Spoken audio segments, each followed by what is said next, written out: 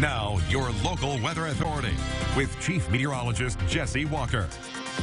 Welcome back, everybody. A live look with our grid proposed building cam. Looking off to the west, the sun going down on the horizon eventually. We're going to talk about sunset times here in just a little bit. However, it is the beginning of March, and I always do a review of the winter and my winter outlook. So we just take it one by one all through the month. The first one is the first item on the outlook, and that was what I predicted, an active winter. I remember saying I thought for us meteorologists it would keep us on our toes. Well, it was. As a matter of fact, we're going to highlight just some of the things that this past winter brought us. First of all, near record highs. We had a couple of those.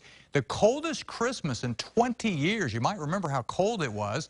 The biggest snowfall in 6 years. We had a record cold night following that. A couple of ice events here that were fairly small, but ice storm warnings were north and south of here on both of those events. Big temperature swings, coldest temperatures in a couple of years, and we saw a temperature jump of 66 degrees just in a 1 week period. So yeah, it was a pretty active winter. We'll talk more about the winter outlook as we continue through the month of March, highlighting it day by day. Temperature-wise today, we cooled off after those temperatures were in the 60s yesterday. 44 the high, 31 the low. Those numbers are pretty close to where they should be this time of the year. No precipitation today. Typically, this month would produce about 3.5 inches of rainfall, so we'll see where we stack up. By the way, the heaviest rain all winter was yesterday on the last day of meteorological winter when we had a lot of rain across the area. Sunrise, sunset for tomorrow.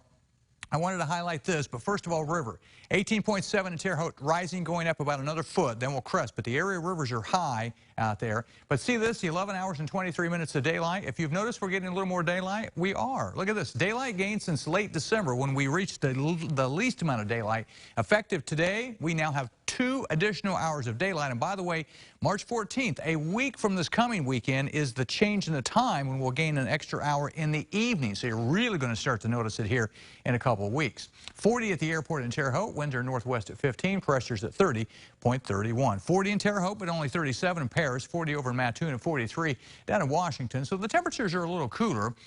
This week, basically, systems are going to go north or south of here. Notice there's not much near us as far as moisture. To the north, some clouds. To the south, some clouds. And there's just nothing going on here. We're going to be dominated by high pressure pretty much all week long. So any systems are going to be passing mostly south of here. That's where we see most of the cloud cover tonight. Nothing showing up on the Dorset, automotive, Doppler radar. What few clouds we have will diminish. Clear overnight. Kind of cold, though. Tomorrow, look at this, sunshine, a little bit warmer tomorrow than it was today, but still not quite in the 50s.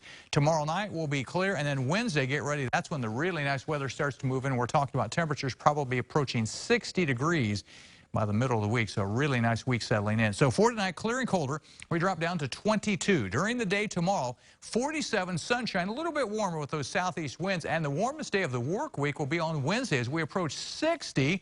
We stay in the 50s right into the upcoming weekend. We could see the low 60s by early next week. Dry also next 7 days. That's your forecast. Sports right up to the break.